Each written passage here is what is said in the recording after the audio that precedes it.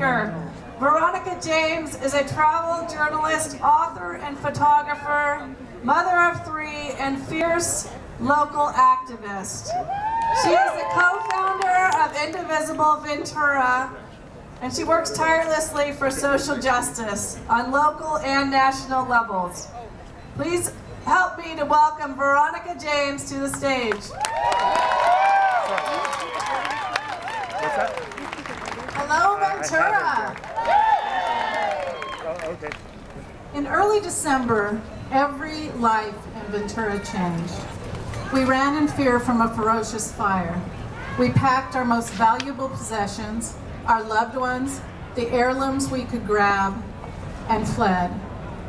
Whether we lost our homes or not, our entire beautiful city spent weeks in shock.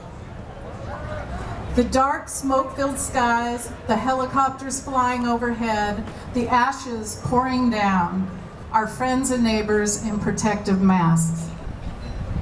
And yet, out of these ashes, we came together. We leaned on each other. We fed each other. We clothed one another. We took each other in.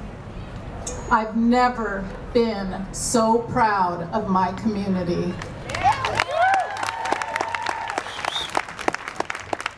I was out of the country on assignment when my beautiful little apartment with the big view in Hawaiian Village was turned to ash, along with every baby picture of my children and every last trace of my mother, my grandmother, and my great-grandmother. In the days after the fire, I gathered with my neighbors to look at the scorched earth that was once our home. In those early days, we couldn't help it. We had to be there to mourn, I guess. And the stories I heard were unimaginable. The fire came out of nowhere. The corner of one of the buildings was ablaze before anyone was aware there was even a fire. 10 minutes mourning for some, less for others. In the pitch black, the power was out. My neighbors scrambled down darkened stairways and hallways, carrying what they could quickly grab. But the story that our property manager told me is what I will always remember about my community. Not one person went back for more belongings. Everyone who was able raced back into the building to save others. We had quite a few retirees, people that were sleeping, children. It was nothing short of a miracle that nobody died. That's Ventura. We look out for one another.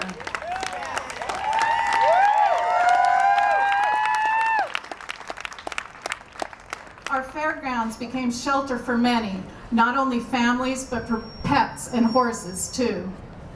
And barracks were set up for the firefighters that came from so far away to help us out. I've never seen so many fire trucks in my life. Thank you to all the firefighters, near and far.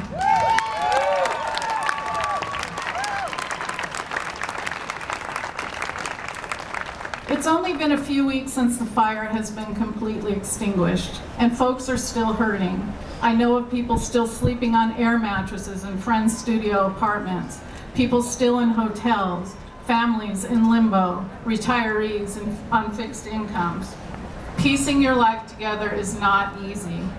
But Ventura is strong. Let's not forget our neighbors.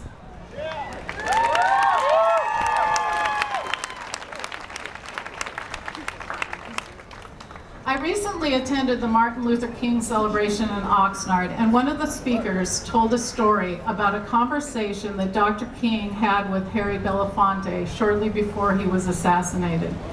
Mr. Belafonte was shocked to hear what Dr. King had to say. He said, "I've come upon something that disturbs me deeply. We have fought hard and long for integration, as I believe we should have, and I know we will win. But what I've come to believe is that we're integrating into a burning house. Until we commit ourselves to ensuring that the underclass is given justice and opportunity, we will continue to perpetuate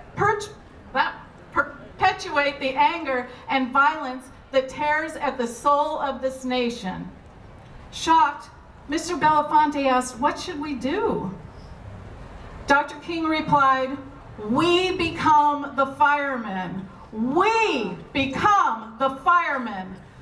Let us not stand by and let the house burn."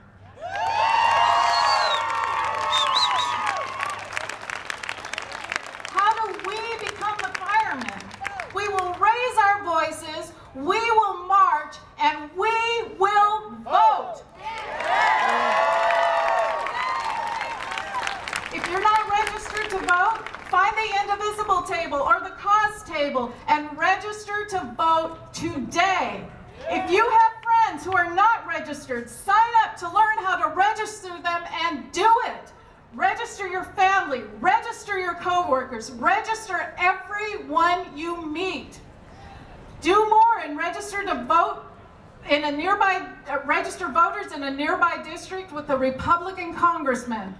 There's one right here in Ventura County in Simi Valley. We must take back the House.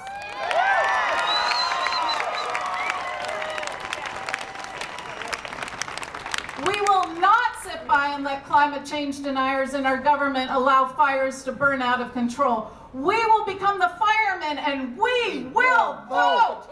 When a tax bill takes away deductions from folks who have been victims of fire, we will become the firefighters, and say it with me, we will vote.